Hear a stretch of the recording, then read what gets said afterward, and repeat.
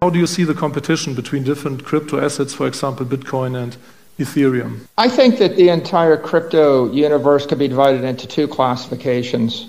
You have Bitcoin, which is a universally acknowledged common property. It's an institutional grade asset. It's not controlled by any entity, and it's not regulated by the SEC as a security. And because it's common property, it makes it digital property, and you can build a $100 trillion or multi-$100 trillion economy on top of that one token. That is an innovation, and that's universally acknowledged as property. And if you're a public official, it would be unethical to promote a security and maybe illegal to promote a security. So a public investor, a public official, and a public company can't safely, legally, and ethically engage with anything other than a property if you're pursuing a true digital economy strategy. So Bitcoin is the safe haven, and there are thousands of things you can do with it. But the obvious use case is store of value in a digital asset. The rest of the crypto economy, all of those tokens are very uncertain, very competitive,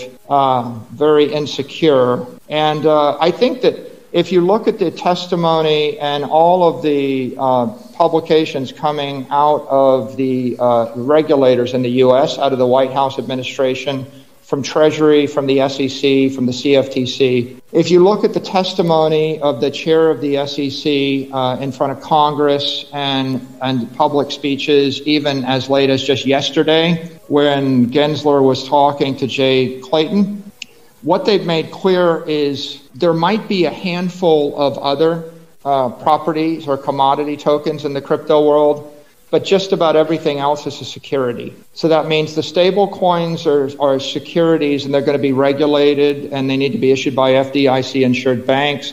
It means that most tokens are security tokens, which means they're being issued without proper disclosures, and that would make it unethical for a public figure to support them or promote them, and maybe illegal. And I think most decentralized finance is all not compliant with either Treasury guidelines, anti-money laundering guidelines, CFT guidelines, or securities exchange guidelines. Ethereum is used primarily as a decentralized finance, exchange, and also it's a token, which is probably a security. So I don't really. If you're a venture capitalist or a speculator and you're not concerned about those things, and if you can move rapidly, then perhaps you can invest in this. But I think it's pretty obvious that they're nearly all securities. And if they're all securities, none of them are compliant with the public policy framework of the Western world, which means in most of the crypto industry, there's going to be a lot of uncertainty. There's going to be regulatory crackdowns. There's going to be a massive shakeout. And if you're a speculator, maybe you can figure that out. But I think it's a massive distraction. Gary Gensler was asked point blank in congressional testimony, and he's the chair of the SEC. He was asked point blank by a congressman, is Ethereum a property? He refused to answer. He immediately said, if a token is issued pursuant to an ICO, it's probably a security. Ethereum was issued pursuant to an ICO. So I think it's pretty clear what they're trying to tell you. So Bitcoin is property.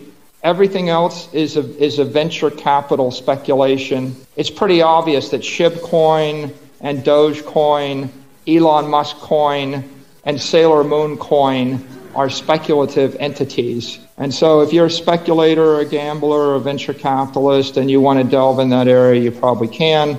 But the only real safe haven for institutional investors is Bitcoin. I mean, what do you think this means for decentralized finance? We had this DeFi summer with this big boom of development of decentralized exchanges. Do you really think all of this will have to be closed down, or is there a way to make this compliant with what you've just been describing, this regulatory push? The chair of the SEC has said on no less than 5 occasions in congressional testimony and public speech that decentralized finance, for the most part, is decentralized in name only, and he uses quotes. It's not decentralized. Yesterday, to Jay Clayton, the existing chair of the SEC said to the former chair of the SEC yesterday, he said, There are components of every decentralized finance exchange that are actually centralized, and they're doing the same thing as centralized exchanges, and they need to be regulated the same way. The Caroline Crenshaw memo was issued about a week and a half ago. It's online. You can actually read it. I tweeted it. If you go to my Twitter, Saylor, Saylor, you'll see it. Caroline Crenshaw is a commissioner of the SEC in the U.S.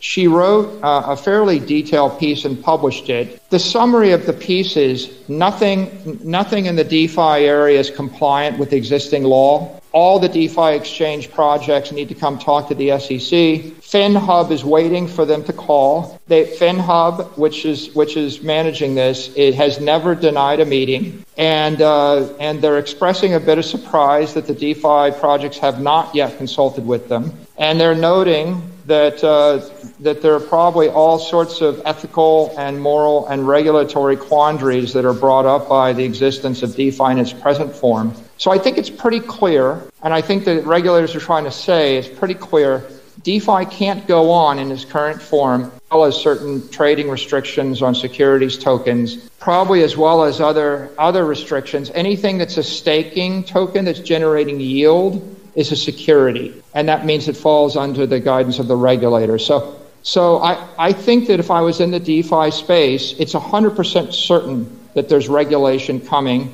It's reasonably certain that it will not continue in its present form, and there are going to be a lot of rails and a lot of constraints put on it. Yeah, use that information as you like. I wouldn't invest in it, but again, if you're a speculator or a venture capitalist, a lot of people are making a lot of money right now in the market doing it. Right. That's very bad news. The regulators are sending a message that's quite clear, which is they think it's non-compliant and it needs to end. What they said is if these security tokens and these DeFi exchanges don't come into the SEC and come into compliance, they're going to launch enforcement actions, and they're going to begin to use enforcement as a tool more generally. There are already a lot of enforcement cases, but there'll be more. If your goal is you want to see the industry grow by a factor of 100, but it's going to put more regulatory constraints on people in the industry if they want to actually issue these tokens and move them around. Do you want to know one thing about crypto? I made over 3,000% in profit in a few weeks. Fact is, the traditional financial system, the traditional money system makes you poor, not rich. If you want to earn $500,000, $1 million, you have to wait until you're 50, 60, 70 in the traditional financial system, and you probably will still be broke. And you will be old. This is not a sexy combination, as you can imagine. But the question is, how can you start in crypto and make these profits? Where to invest? Where to start? My name is Gunnar and I'm from Germany, as you can hear, and things are a little bit different in Germany. More about that later on. Fact is, there are lots of different cryptocurrencies. It's a gigantic universe where beginners and professionals get easily lost. But there is light at the end of the tunnel. There are 7 key steps you need to follow to become successful in this market. You have to know them, and if you fail one of them, it's literally impossible to succeed in this market. Just an example, one of the key points is your exchange, and one of the biggest are, for example, Binance and Coinbase.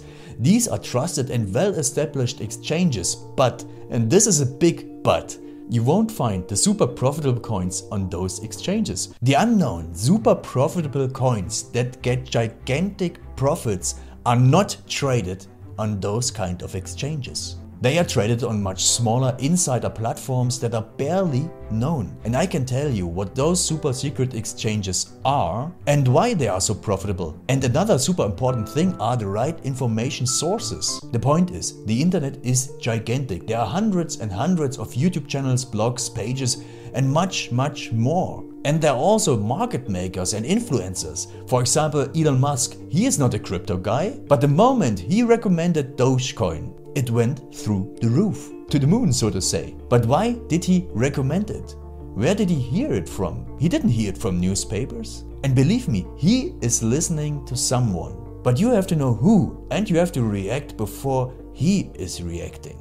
This is really, really important. And these are only 2 of the 7 steps you have to follow in order to be successful in crypto. And if you want to know all of these steps in much more detail, and if you want to have a comprehensive checklist, here's what you should do. There is a link below this video. Click on this link and you will get the opportunity to subscribe to my channel. Click on the link and you will see a video where I explain the next steps.